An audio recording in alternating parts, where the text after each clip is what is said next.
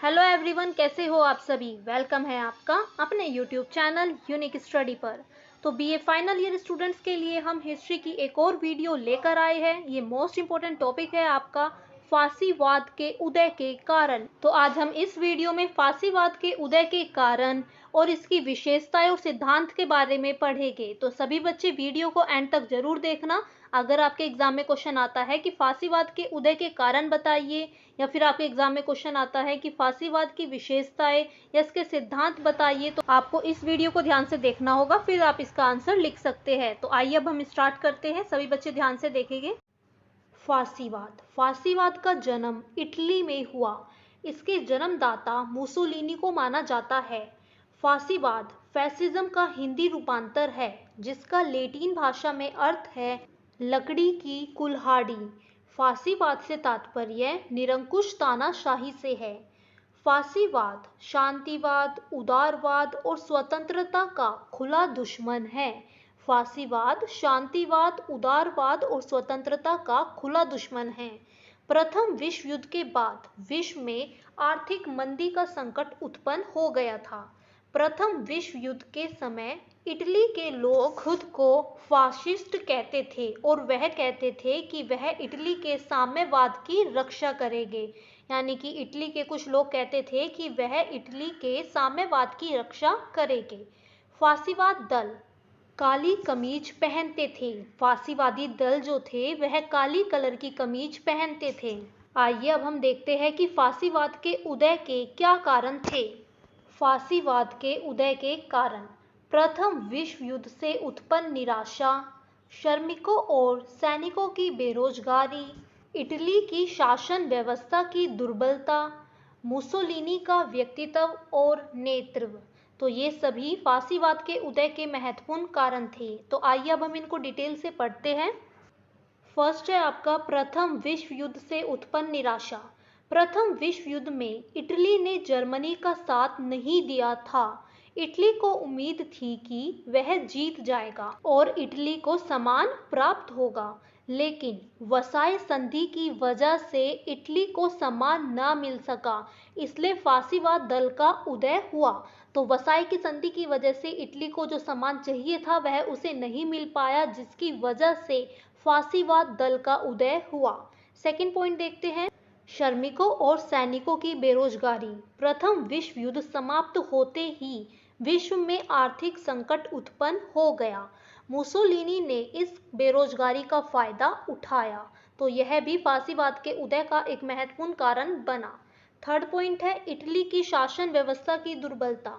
प्रथम विश्व युद्ध के बाद इटली की स्थिति काफी ज्यादा खराब हो गई थी। मुसोलिनी ने इसका लाभ उठाया और इटली की सत्ता पर नियंत्रण स्थापित कर लिया, तो यह भी फासीवाद के उदय का एक महत्वपूर्ण कारण बना। लास्ट पॉइंट है मुसोलिनी का व्यक्तित्व और नेतृत्व। मुसोलिनी के नेतृत्व के कारण अनेक लोग फासीवाद में शामिल हो गए और तत्कालीन सरकार का विरोध करने लगे। तो मुसोलिनी के व्यक्तित्व और नेतृत्व की वजह से भी फासीवाद का उदय हुआ। तो आइए अब हम देखते हैं कि फासीवाद की क्या विशेषताएं हैं और इसके कौन कौन से सिद्धांत हैं। देखिए, फासीवाद की विशेषताएं और सिद्धांत। फर्स्ट है आपका सर्वसत्तावादी राज्य का समर्थक। सेकंड, उदारवाद का विरोध। थर्ड, समाजवाद का विरोध। फोर्थ, व्यक्तिवाद का विरोध। फिफ्थ, शक्ति के विरुद्ध। सेवंथ, बुद्धिवाद का विरोध। एट्थ, लोकतंत्र का विरोधी। नाइन्थ, स्वतंत्र व्यापार का विरोध। और लास्ट पॉइंट है साम्राज्यवाद और सैनिकवाद का समर्थन। तो ये फासीवाद की विशेषताएं और सिद्धांत के कुछ महत्वपूर्ण पॉइंट्स हैं। आइए अब हम इनको डिटेल से पढ़ेंगे। फासीवाद की विशेषताएं और सिद्धांत। फर्स्ट पॉइंट है आपका बुद्धिवाद का विरोध।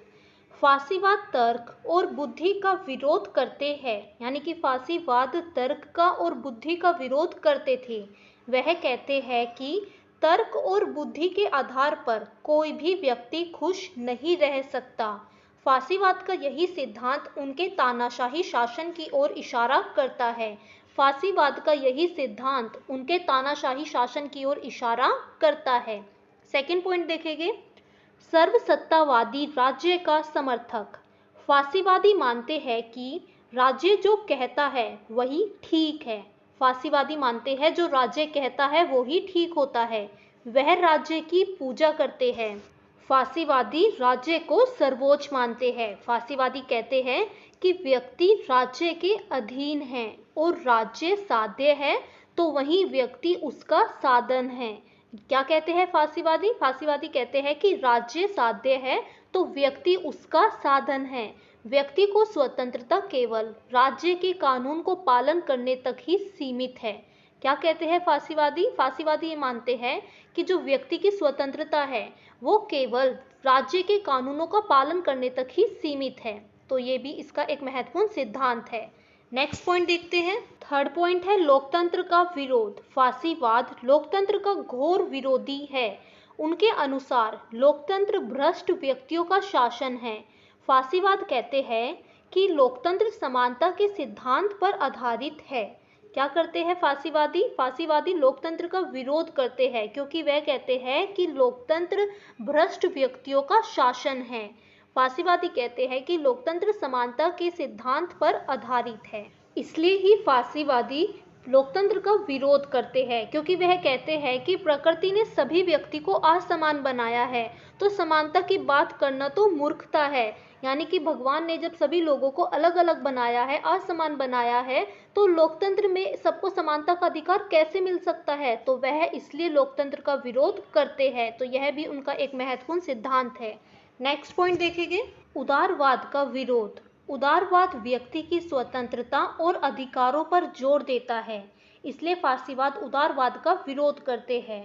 फांसीवादी अधिकारों की बजाय कर्तव्यों पर अधिक बल देती है। फांसीवाद आर्थिक उदारीकरण के भी विरोधी है। उनका मानना है कि आर्थिक उदारीकरण असमानता को बढ़ावा देता है, इसलिए फांसीवाद उदारवाद का विरोध करता है।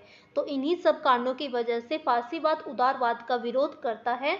नेक्स्ट पॉइंट देखेंगे समाजवाद का विरोध। फांसीवाद समाजवाद के घोर विरोधी है। समाजवाद समानता पर जोर देता है, लेकिन फांसीवाद कहते हैं कि असमानता प्रकृति की देन है। प्रकृति ने सभी व्यक्ति को असमान बनाया है, इसलिए वो समानता पर बल नहीं देते हैं। और समाजवादी समानता पर बल देते हैं, इसलिए वह समाजवाद का विरोध करते हैं। नेक्स्ट पॉइंट देखेंगे शांति के विरुद्ध। फांसीवादी शांति के विरुद्ध है। उनका मानना है कि शांति से उन्नति रुक जाती है, इसलिए अपने विकास के लिए शांति का विरोध करना चाहिए। फांसीवादी मानते हैं कि शांति से विकास नहीं हो सकता है, इसलिए वह शांति का विरोध करते हैं। तो यह भी इनका एक महत्वपूर्ण सिद्धांत है। सेवंथ पॉइंट स्वतंत्र व्यापार का विरोध। फांसीवादी स्वतंत्र व्यापार का भी विरोध करते थे। फांसीवादी जिस तरीके से लोकतंत्र का विरोध करते हैं, समानता का विरोध करते हैं, उसी तरह वह स्वतंत्र व्यापार का भी विरोध करते थे। 8 पॉइंट साम्राज्यवाद और सैनिकवाद का समर्थन। फांसीवादी कहते हैं योग्य व्यक्ति को ही जीने का अधिकार है। फांसीवादी क्या कहते हैं कि योग्य व्यक्ति को ही जीने का अधिकार है। इससे साहस, त्याग, बलिदान जैसे गुणों का विकास होता है। वो बोलते हैं इससे साहस, त्याग, बलिदान जैसे गुणों का विकास होता है। इसलिए फांसीवादी साम्राज्यवाद और सैनिकवाद का समर्थन करते हैं। इन सब की वजह से ही फांसीवादी साम्राज्यवाद और सैनिकवाद का समर्थन करते हैं।